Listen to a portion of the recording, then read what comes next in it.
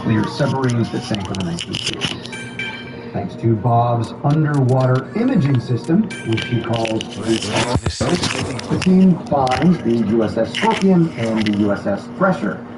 From thousands of feet below the surface, the Argo sends black and white footage back up to the crew. They have found a needle in a haystack. And Bob's hoping to pull it off again the following week. For years, he's been looking for a different shipwreck. The Titanic. Its exact location has been a mystery ever since it sank 73 years earlier. In exchange for using the Argo to find the submarine, the Navy has agreed to fund Bob's next search for the Titanic. For a few days at least. Why not? Looking for the Ship of Dreams happens to be a great cover story for their real mission. Bob isn't so sure he'll have as much luck finding the Titanic, though. He's already searched for it before and failed. Watching the images roll in from those two sunken submarines sets off a light bulb, a new way of looking at things. Bob realizes the subs did not settle into one contained area at the bottom of the ocean. As lighter parts broke off from the vessels, they drifted outward, creating a surprisingly large debris field. With the Argo, it's easier to spot a whole debris field than it is to find one intact object. On September 1st, Bob is awoken by his crew, who throws his uniform over his pajamas and races to the deck.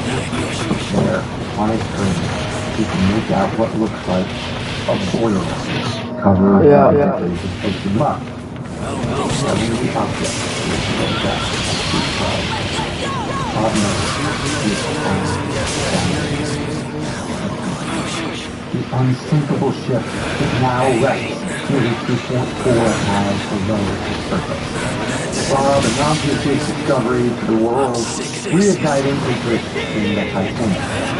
So, the shock of the tragic day in April 1912 that claimed 1,500 lives never really wore off. Now, with details of the disaster back in the news, some begin to wonder, is there more to the story of why the Titanic sank? Welcome to Conspiracy Theories, a Spotify podcast. I'm Carter Roy. New episodes come out every Wednesday. We'd love to hear from you, so if you're listening on the Spotify app, swipe up and give us your thoughts, or check us out on Instagram at The Conspiracy Pod. This July, we're taking another look at 5 fan-favorite topics as part of our series we're calling Conspiracy Theories Rewind. Today, we're kicking things off with what may be our most requested story. Over 100 years after the sinking of the Titanic, public interest has hardly waned. It's probably the most famous accident in history. But there are those who believe this tragedy was planned, that it was no accident at all. While others believe the ship was sank wasn't even.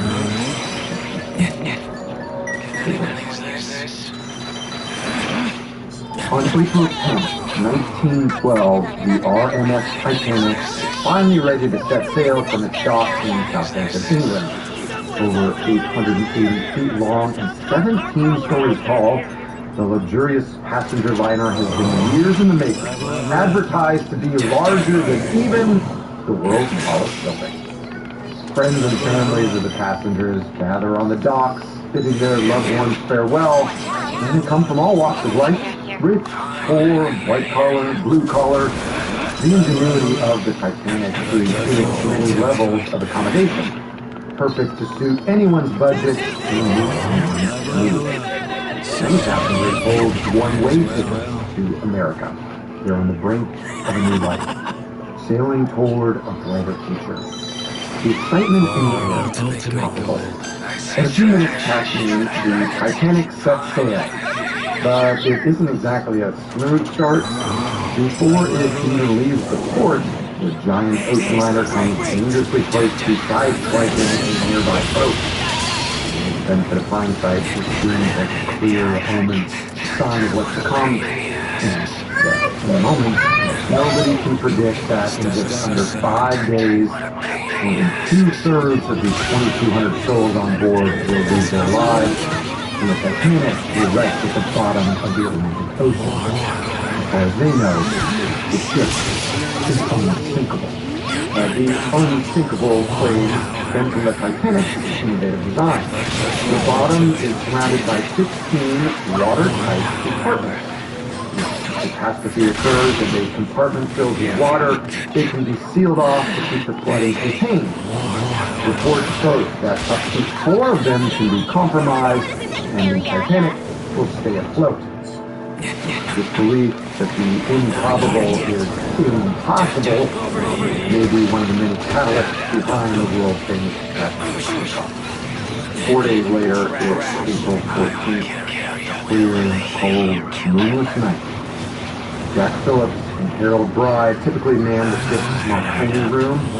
They operate a wireless telegraph and are responsible for sending and receiving messages. And during the day, their systems can reach about 300 miles across the water. At night, they can communicate even farther. It's a convenience offered to everyone on board for free. The wealthier passengers can have personal messages transmitted as a sort of novelty. One of the ship's many technological features. But that leaves Jack and Harold very busy. And this feature has a bug. Crowded wireless channels. That means they sometimes miss important dispatches. And there's no rule about leaving a line open for emergencies. We know that on this night, vessels crossing the Atlantic send warning messages to the Titanic's Marconi room. There are icebergs, proceed with caution. And we know that the operators on board the Titanic relay at least one of these messages to Captain Edward J. Smith. They call to follow a more southerly route, but to keep the ship from sea. Most likely there are additional warnings that never miss their way into the wireless operation. The fact that the waters are calm on this night might seem like a good thing. The stillness could actually make spotting an iceberg more difficult. Especially if you are the lookout on the Titanic and somebody has misplaced the binoculars. At 11:39 p.m., an iceberg is spotted from intelligence. The lookout rings a bell, alerting First Officer William Murdoch on the bridge. Captain Smith isn't present, so Murdoch signals to cut the engines and orders the helmsman to steer around the iceberg. Nearly for a moment, the few people who know what just occurred think there's a close call. Several stories below them, and the jagged edge of the iceberg is scraped along the starboard side near the bow. Most people on board barely feel it. In 2025, a National Geographic documentary uses scans of the Titanic wreckage, along with computer simulations, to get a better understanding of the damage. According to the experts on Titanic, the digital resurrection, the impact lasts 6.3 seconds. The iceberg leaves a series of relatively small punctures, and the first is no more than a couple of feet in length. At first sight, it might not seem like any of these holes can bring down the Titanic. Nat Geo experts conclude that as the ship turns, the iceberg is able to pierce not just 4, but 6 of the watertight compartments to more than can safely leave. Now, you may have heard the theory that the Titanic could have stayed afloat had it not turned and instead hit the iceberg head-on. This idea was first suggested by Edward Wilding, one of the ship's naval architects. Well, the Nat Geo documentary uses its simulation to test this hypothesis too. And while the head-on impact would have caused a great deal of damage and would have still resulted in loss of life, the simulation shows only 4 of the compartments were flooded. The Titanic might sink, but now the watertight compartments begin to fail. Overflow. frigid ocean water spills from one to the next and the next, and so on. The bow grows heavy, the weight pulling the front of the ship downward. Minutes after the iceberg collision, the boiler rooms begin to smell water too. Boiler 6 is completely flooded and 5 is well on its way. The water moves back through the rest of the boiler rooms in a domino effect. Chief Engineer Joseph Bell and his officers retreat to Boiler 2 and work tirelessly to help the buildings to their end. He knows now the ship won't take it. He is he sets his mind to keeping electricity running throughout the ship as long as possible. If he can keep the lights on, he might be able to save the human alive. At 15 minutes past midnight, Captain Smith orders Jack Phillips to begin sending out a distress signal.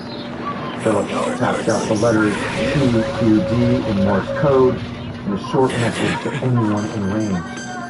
The call to all stations is picked up by the Carpathia. Cunard sits just 60 miles away. Carpathia immediately changes course, but with the hazardous route, it will take nearly 4 hours for it to arrive. On the deck, rockets are launched. It's believed there may be ships closer to the Carpathia that might see this call for help, but if that is true, no one can respond.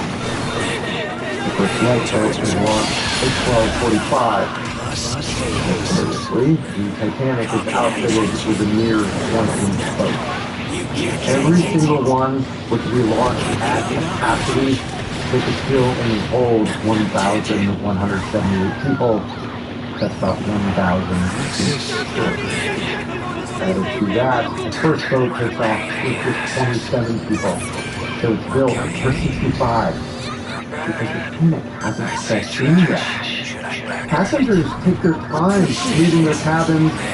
They believe the Titanic is unsinkable because they've been told over and over that it is.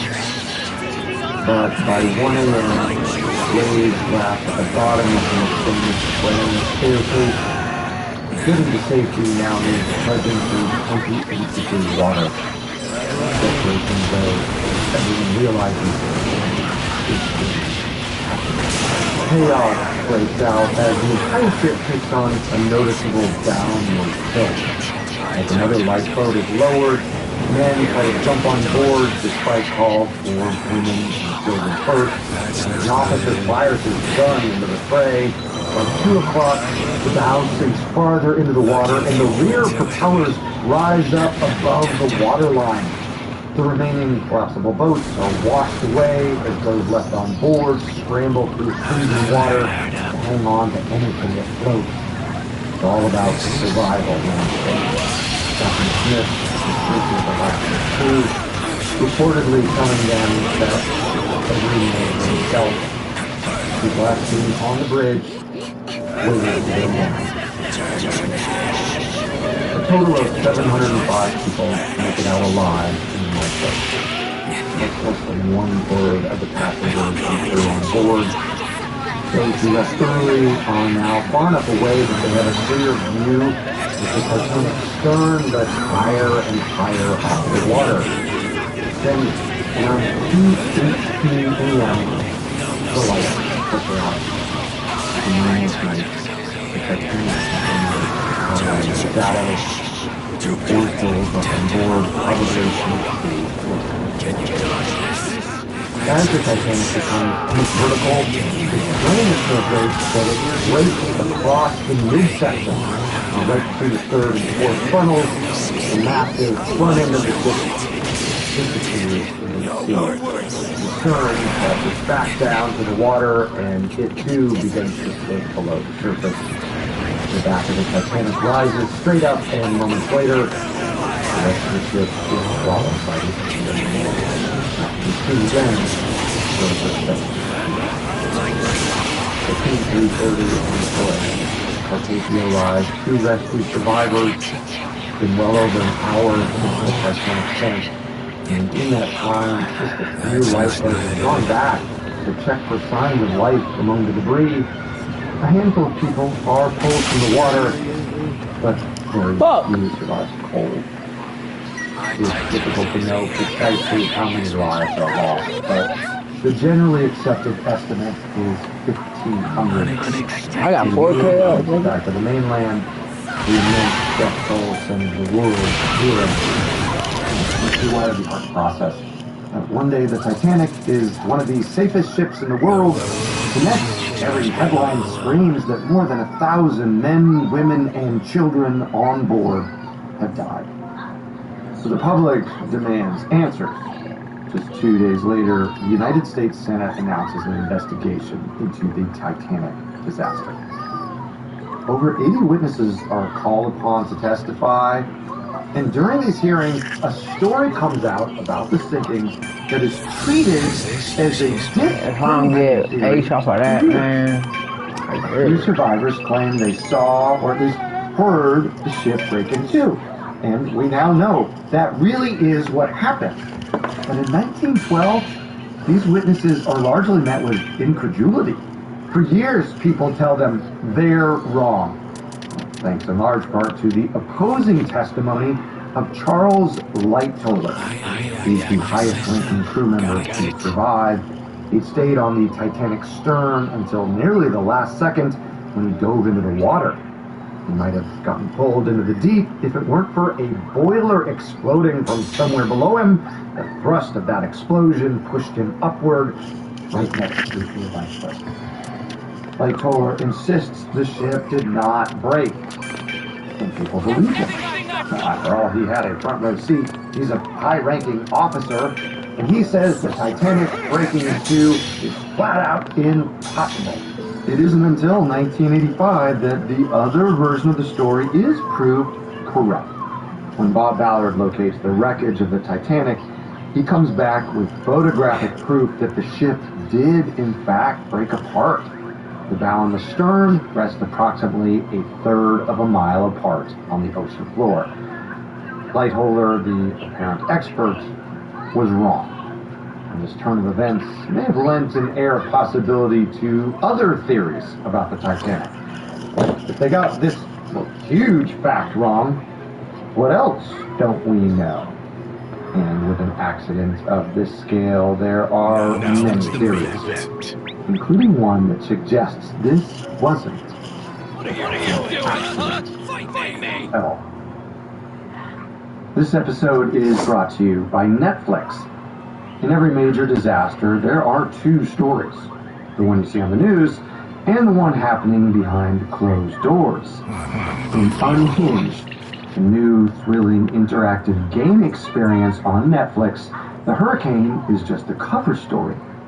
Something else is going on.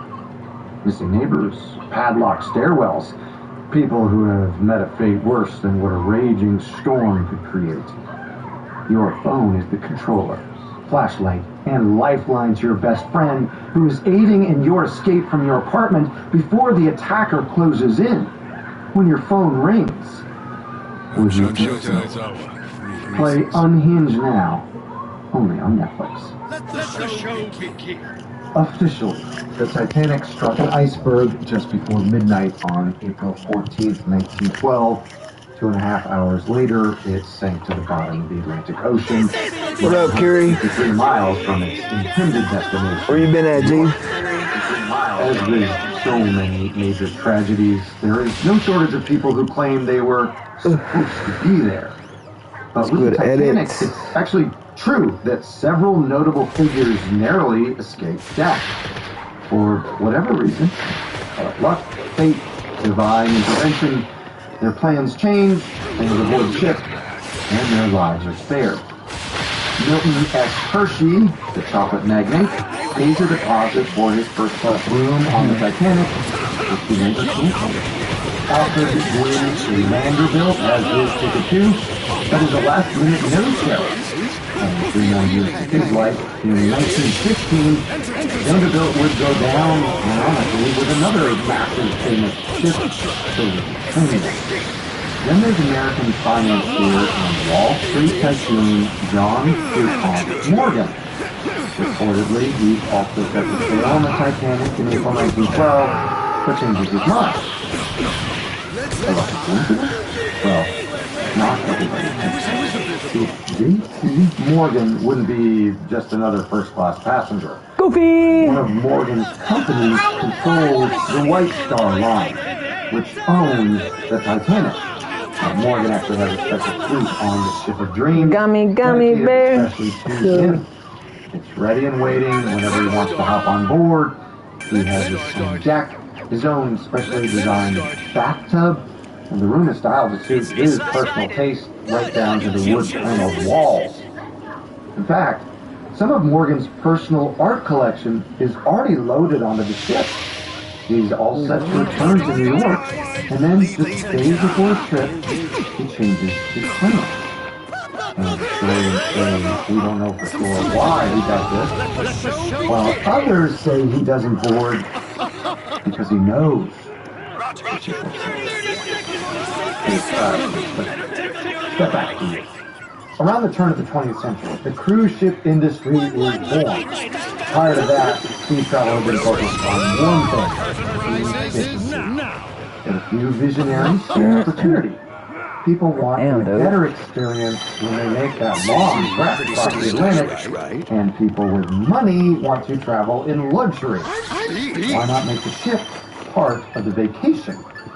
Setting sail on the open sea no longer means months of rigor and meager supplies. Even practical journeys between America and Europe could be done in style.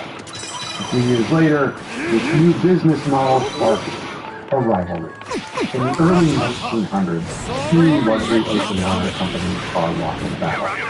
The Cunard Line versus the White Star Line. Cunard has the slight advantage. They're the first to add state-of-the-art wireless communication and electric light to their ship. Right on the heel is the White Star Line, owned by Joseph H. Cushman. The company is both innovative and also quite lucrative for a schooner holder. Competition between White Star and Cunard fierce. Both companies try to lower ticket prices, but that means profit margins dwindle, making it difficult to thrive.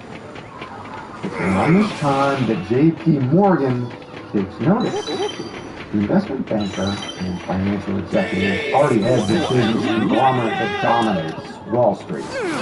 He can see the cruise line industry is worth its weight in gold. But in his view, the profits are being dispersed between too many companies. So, he does what he does best. He sets out to create a monopoly. He purchases a slew of smaller shipping companies until he owns a growing oceanic empire. One thing is still missing though: size jewels.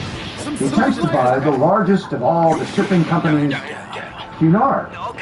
But even J.P. Morgan can't always get what he wants. His proposal is rejected. That's when he shifts his attention to the White Star Line. Morgan's Trust, the International Mercantile Marine, or IMM, buys White Star for roughly $32 billion in 1902, or more than $1.2 billion today. At the time of Morgan's death in 1913, he'll reportedly be worth about $80 million, or about $2.7 billion today. He's rich, but he's by no means the richest man in America. In fact, when he dies, some of his friends are like, what? I'm worth $80 million. That's a rich. But to Morgan, money is not as important as power. He has in abundance. According to an article by the Library of Congress, one wouldn't be totally wrong in thinking that J.P. Morgan was banking. He is a titan, and not just on Wall Street. In 1901, he takes control over U.S. Steel and grows it into the very first billion-dollar company. He also finances and oversees deals for the expanding railroad network. Above all else, Morgan likes to be the one in command, the other powerful people turn to. He even bails out the United States government. The Panic of 1907 results in a run on the banks. Many of them are forced to close their doors. More are on the verge of bankruptcy, and the state of the New York Stock Exchange hangs in the balance. Make a long story short, Morgan puts up his own money and talks to rich buddies into doing the same, ensuring the banks don't run out of cash and calming the fears of the emergency. Afterward, Morgan wants to make sure an economic crash like that never happens again. After all, his businesses rely on a thriving economy. That's in November of 1910, when an elite group of 6 men meet in secret at an exclusive club hidden away on a remote island. Of course, these things are going to start with an elite group meeting in secret at an exclusive club hidden away on a remote island. Or what? Like they're just gonna meet at a hotel conference room in Manhattan? Jekyll Island is just off the coast of Georgia. At this time, it's owned by the members of the Jekyll Island Club. And this is not just any private organization. It's believed to be the most inaccessible club anywhere, populated by the richest members in the world, including, of course, J.P. Morgan. Morgan is not present at this meeting in 1910, but it's believed he's probably the one who set something up. The man ostensibly in charge on Jekyll Island is a Republican senator named Nelson Aldrich, who, by the way, has a toddler grandson named after him, future Vice President Nelson Rockefeller. Aldrich goes to great lengths to keep this whole meeting under wraps. He invites the other attendees to a quote-unquote duck hunting trip. Each man is instructed to arrive separately at a New Jersey train station, board Aldrich's private train car, and to only use first names throughout the week. Little boys, tie game. But the ruse works. Details about this meeting won't come out to the public for years, and not for lack of trying. Journalist B.C. Forbes, founder of Forbes magazine, catches wind of the story a few years later and writes about it twice. He thinks he's got the scoop and he's going to expose everyone, except his articles fly under the radar. People either don't notice, or they think he's making it all up. At the end of the Jekyll Island meeting, Aldrich and the others leave with a plan for what they call the National Reserve Association, an early iteration of the Federal Reserve. But the plan faces a lot of detractors, and they say Aldrich's plan removes too much of the government's authority over its own economy. The Federal Reserve could favor private interests instead of the public. Furthermore, they worry it puts too much power into the hands of bankers. Honestly, Aldrich was probably expecting all of this criticism. It's a big reason why the island meeting was kept secret in the first place. He didn't want people to know the architects of the National Reserve Association. It could also explain why J.P. Morgan only watched them work from the sidelines. Remember, he is banking. If his name were all over the plan, it might scare people off. He's very much in the central bank idea. Brings us back to the theory that Morgan supposedly knows the Titanic will sink. Theorists say that some of the loudest and most powerful opponents of the Federal Reserve are on board the Titanic when it sinks. Specifically, they name 3 influential men. American millionaire John Jacob Astor, mining magnate Benjamin Guggenheim, and Macy's co-owner Isidore. Morgan has a ticket and a room set aside for him on the maiden voyage. Some of his belongings reportedly have already been loaded into the cargo hold.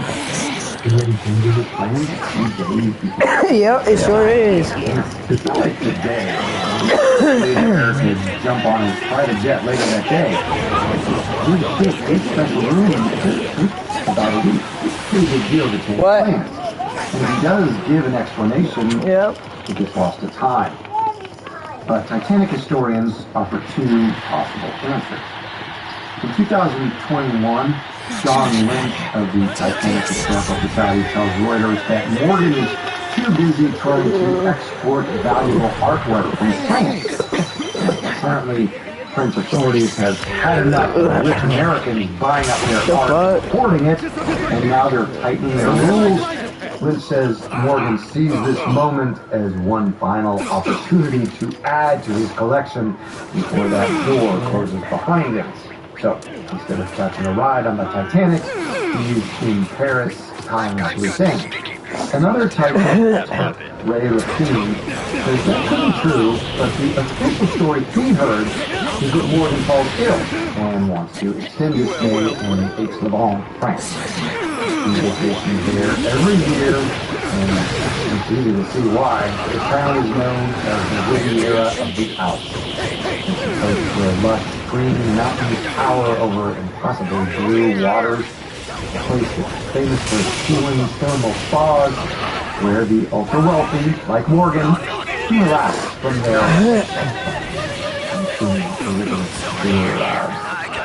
Morgan is about to turn 75 years old. If he really is sick, he might be thinking, "Why leave this calming, healing wonderland and board a ship?" Even if it is the nicest ship in the world, rough seas probably don't sound too appealing.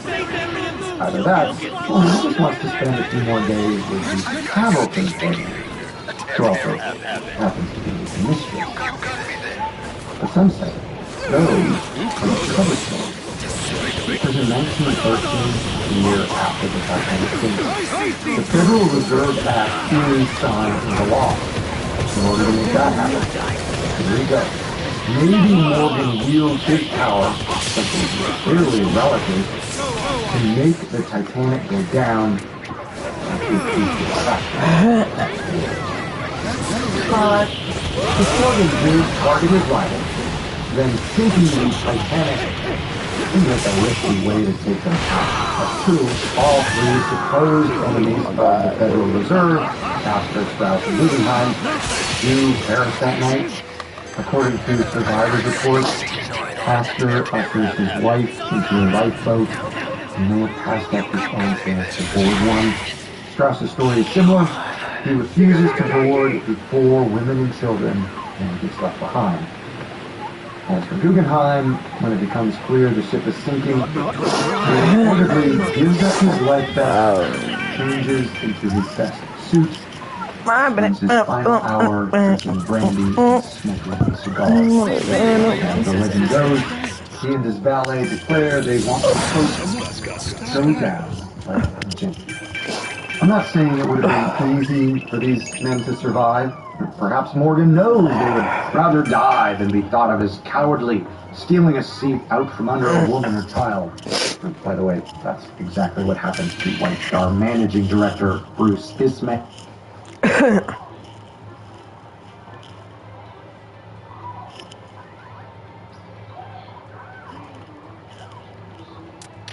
Is the audience here? Or the board? Hey, Kobe, listen to that lady.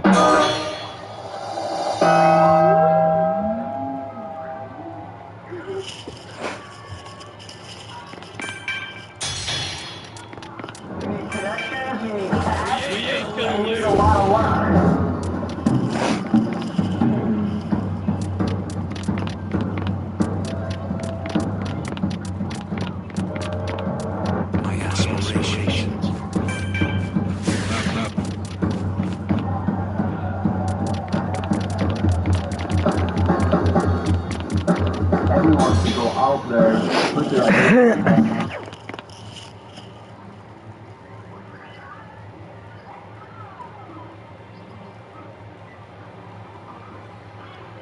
Hey, Kobe, listen to that lady.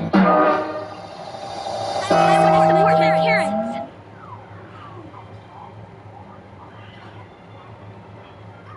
Thanks for your hard work.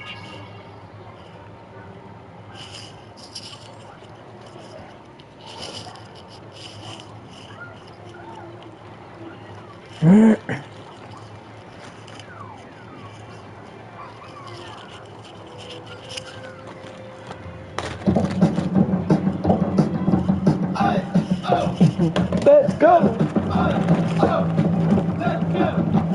Do we think we can't catch you? It doesn't happen overnight.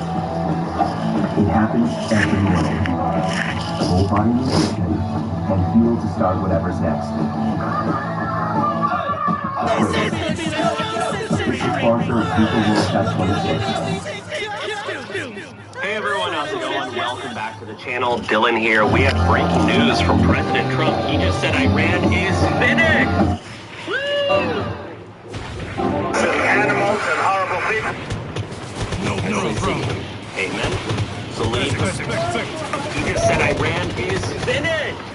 Huh?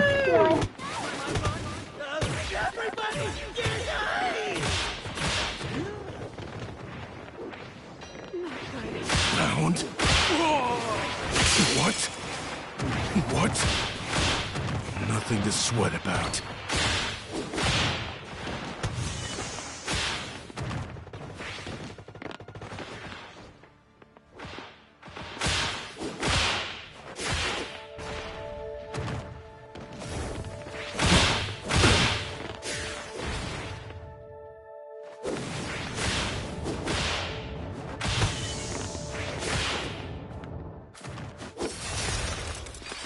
This is bad. Everybody's ready! Let the battle begin! Oh, hi! It's great to work with you.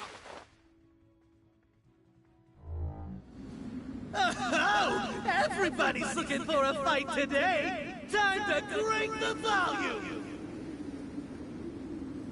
Pick somewhere, anywhere! Here is good.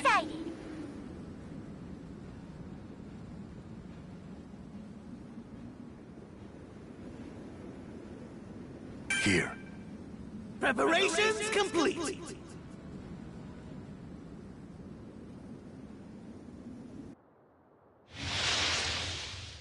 Stay focused. Yes, sir! Let the battle begin! Gotcha. All right. Well, mind your surroundings. We're under attack. Hey-o! The safe area Don't changes in underestimate 30 the pros. seconds. Be a good hero and... Throw solid. I could use some more recovery items. Good night. I'm stronger now. Oh, You saved me. Code has been Thanks. found somewhere! Take down. What's this? Level up. Found some Everyone items. is in the safe area. What a relief. I found an item. Anyone want it? Item over there. I'll take that. Item over there. What's this? You saved me. Thanks. Get down. Can't do that. Hit him. Oh! Level up. What's this? Is this? Found some items. Someone's already Just a on little the air! There are some... The safe area has changed! I'll hit you up when it's gonna move again. I'll take that. Level up. What's this? Level up. I found an item. Anyone want it? I found an item. I'll take that. Anyone want it? Gotcha. All right. Level up. Get down. I found an item. Anyone want it? I'll destroy you. Can I take this?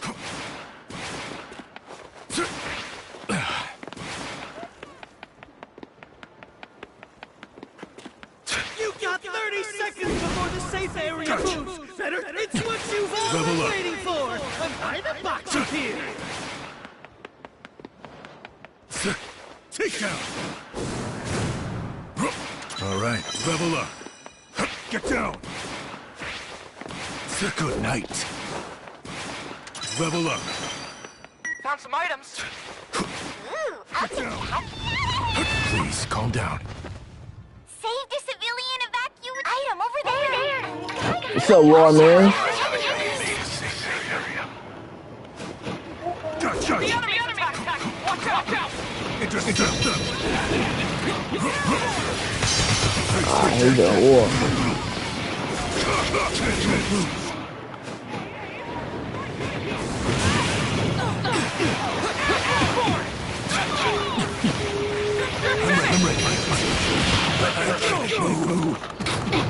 Wow.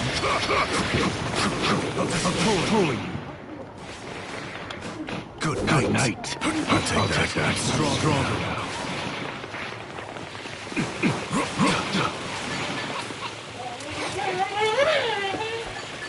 I found an item. Anyone want one? Preparations complete. No weaknesses. Take down.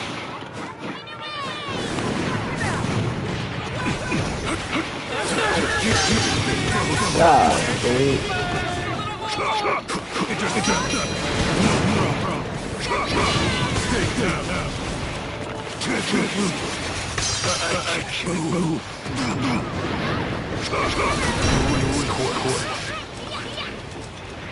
Right,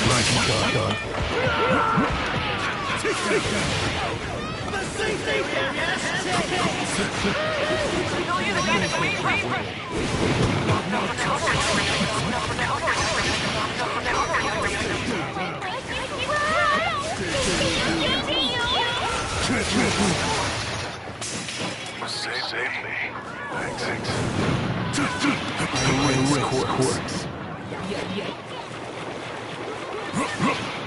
Take down.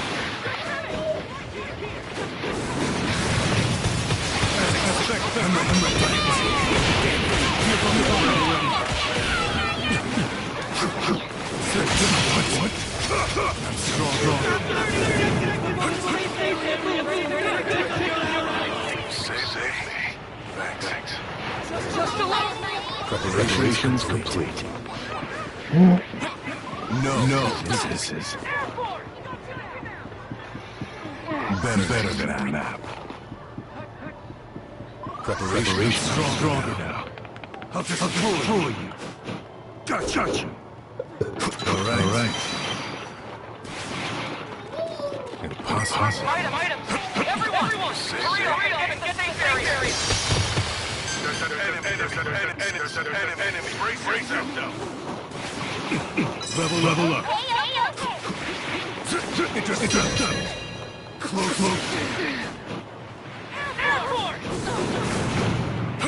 Stay down. Right, Scar.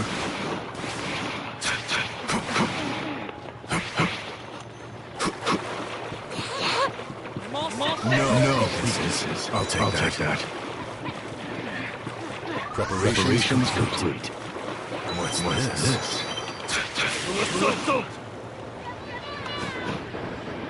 I'm ready. Fight. Stay down. No holding back. Level up. Nothing in. Intercept. Give up already. I'm stuffed. Stay. Right, Scar. Give up already. Right, Scar. Stay down.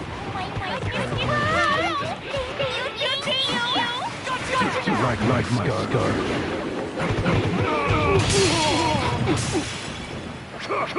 All right.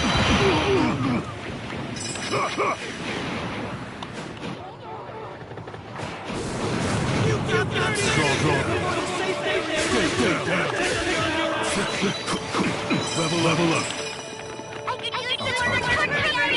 Get down. You won't get your way. Level up.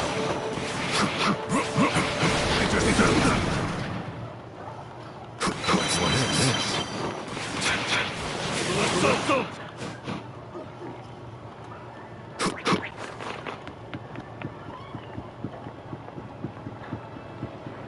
Everyone is outside the safe area. We need to move quickly. Closing in. I'm ready. Fight. Step into it. You won't get your way.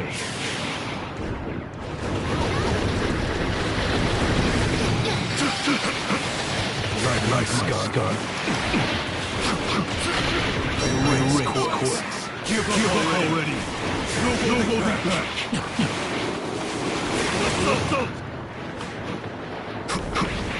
So naive. Intercept. Closing in.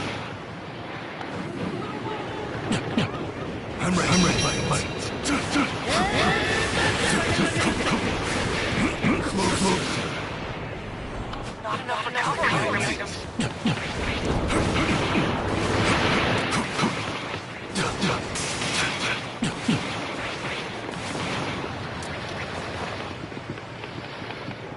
Gather here. Preparations complete.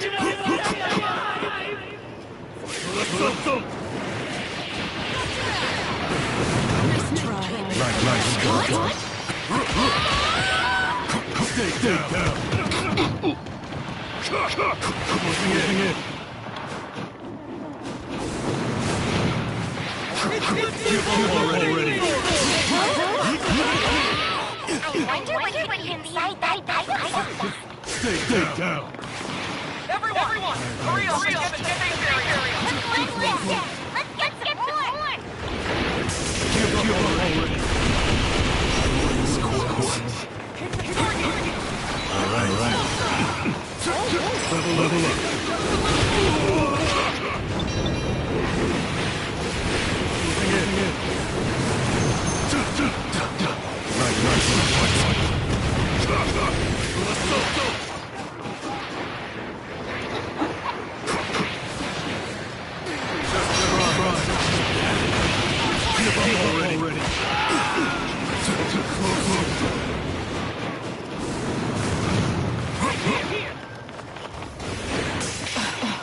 No. Item! What's this? What? Oh, sorry! Save me. Thanks. Say yes!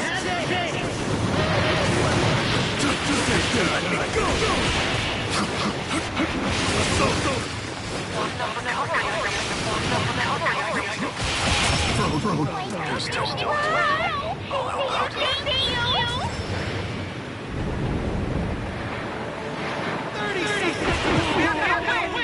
There's still work to do. I'll help out.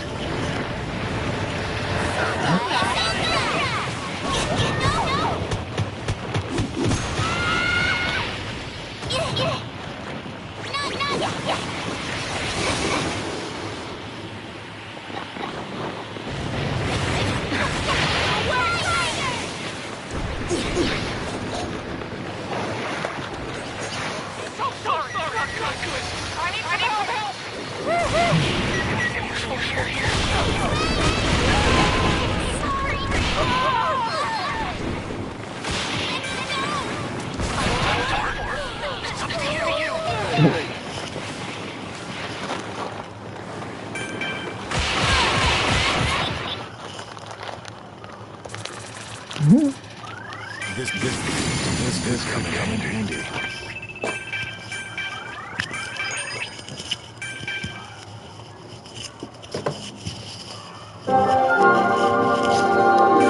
Ancient Island, the shadow hiding in Little Garden.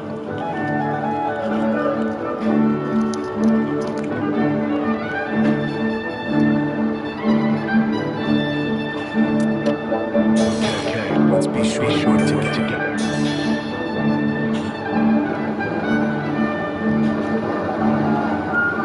No snow, too bad. Snow in this climate? Sure, why not? Already happened once. You just missed it because you were asleep. Hey, what about you? Do you think it's gonna I snow? wouldn't rule anything out, but to see you were in the first time it snowed is special. The 7 magnetic fields that emit from Reverse Mountain tend to make things particularly chaotic. But that doesn't mean you should relax your guard while sailing these waters. The odds of it being as wild as your first day may be small. Still, these waters aren't normal and they're certain to hold surprises of their own.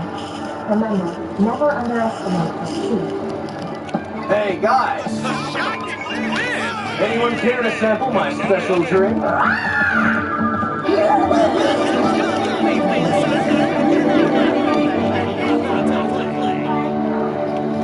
Huh? Hey, you guys Ryder. get out the fishing gear? Fishing? Oh. Yeah, I'm in. Sounds good to me. I'll even make you one of my custom fishing rods.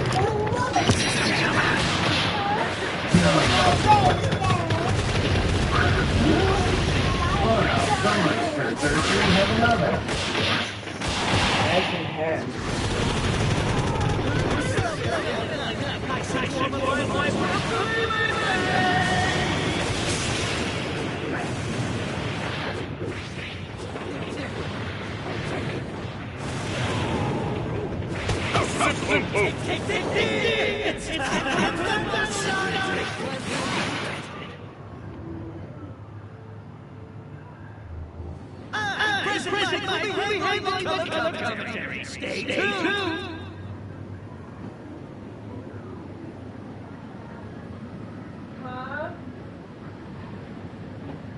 Pick somewhere, anywhere.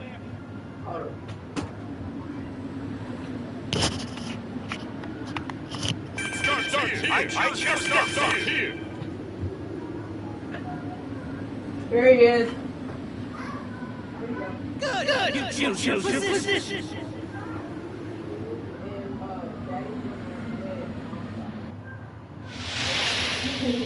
You're too late. Hey, there's an enemy.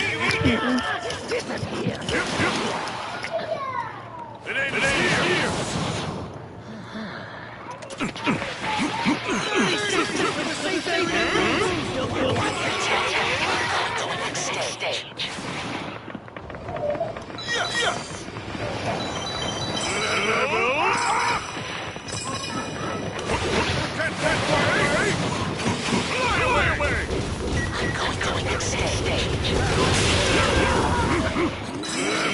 Watch out! An enemy attack! Too bad! Enemy attack! Stay alert!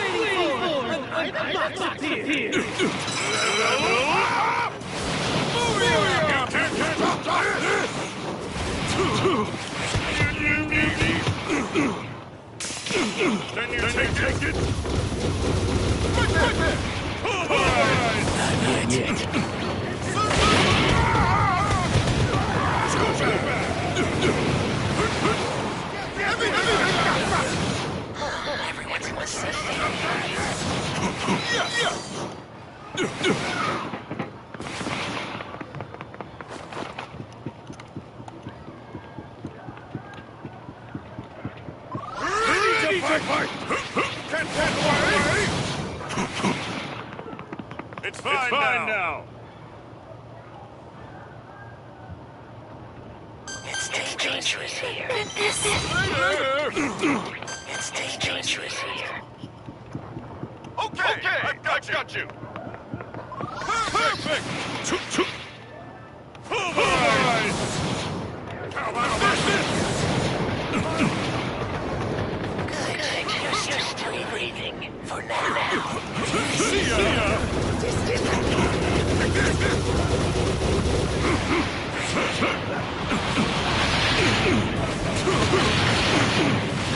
When you take it.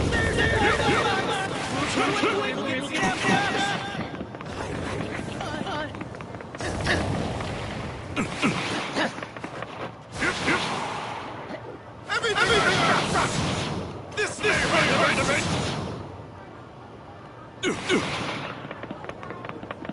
Level up! I'm heading right there. Heroically. Understood. Straight right there.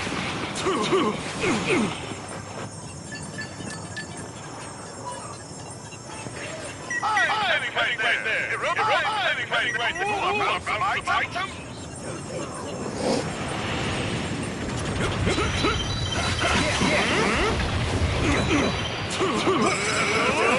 All right. No, what have I done? Certainly.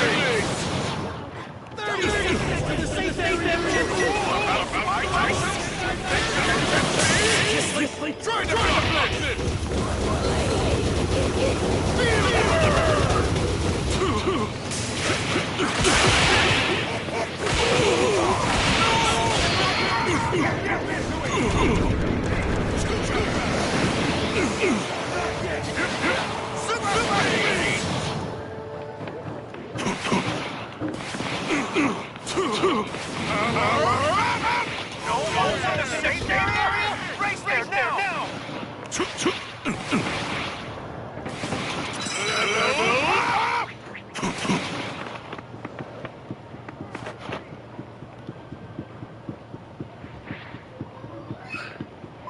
Refreshing! Certainly! I'll see me!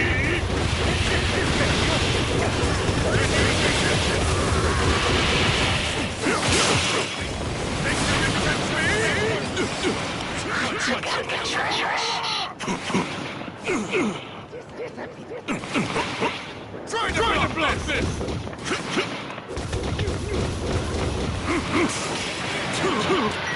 Going next step.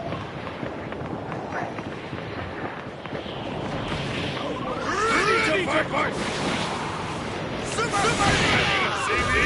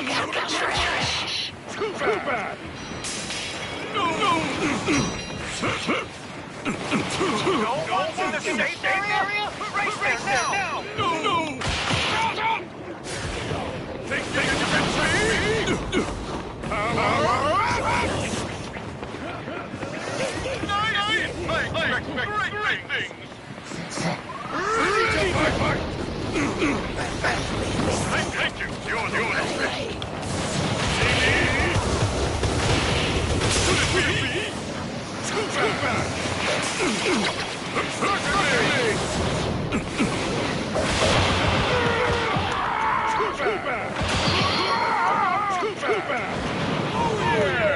Excellent! Now let's hear some applause!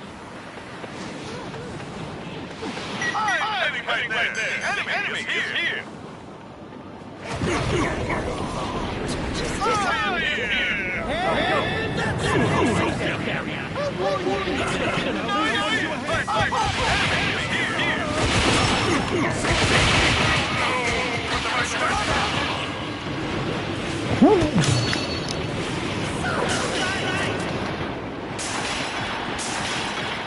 Ready to go!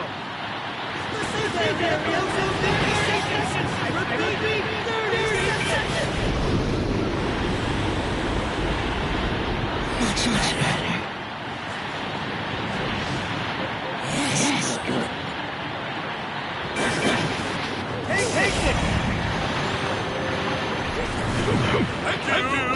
Thank you! You're the best! It's dangerous.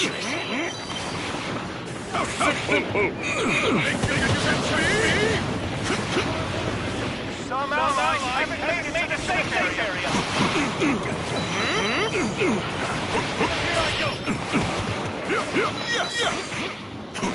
What are you lying around for?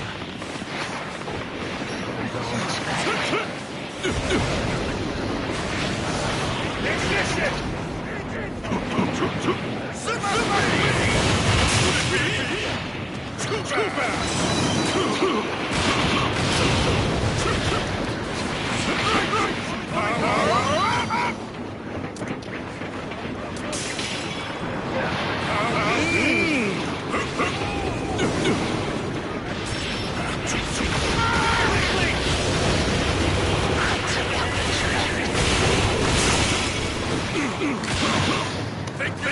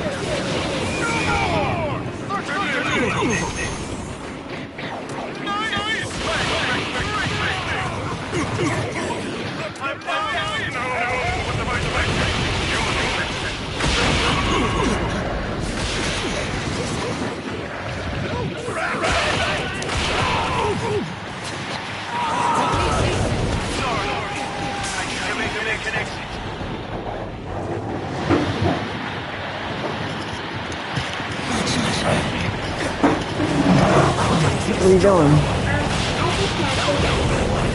Wipe yourself? Did you really? Okay. Okay, good job. I'm proud of you.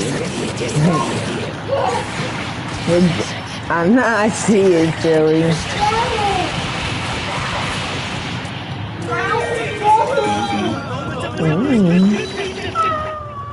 That's what happens when things overfill.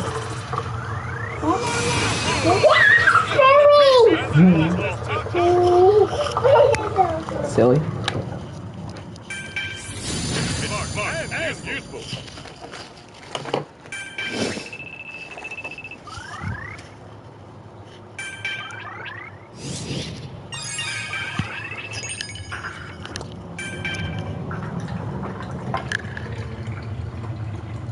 Put that in here.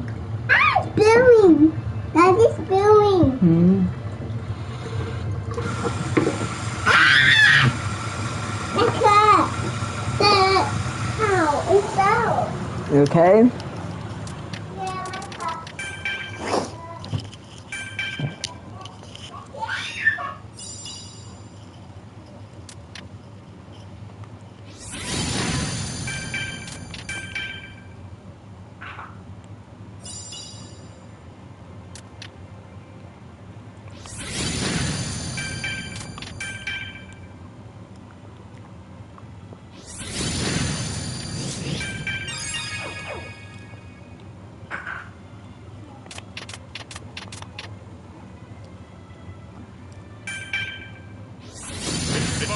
And useful.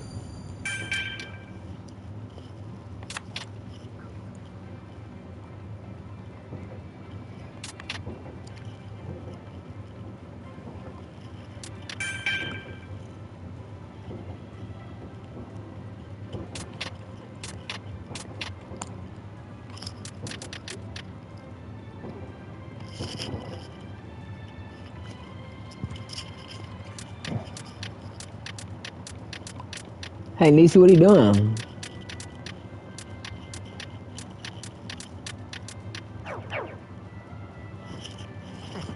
Girl, get out the bathroom. Don't make a mess. It's hot water. Okay, get out. Please. Huh?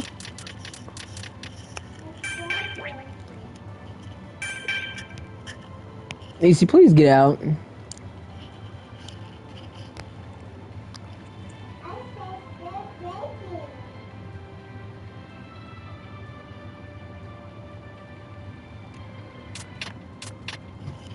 Mom,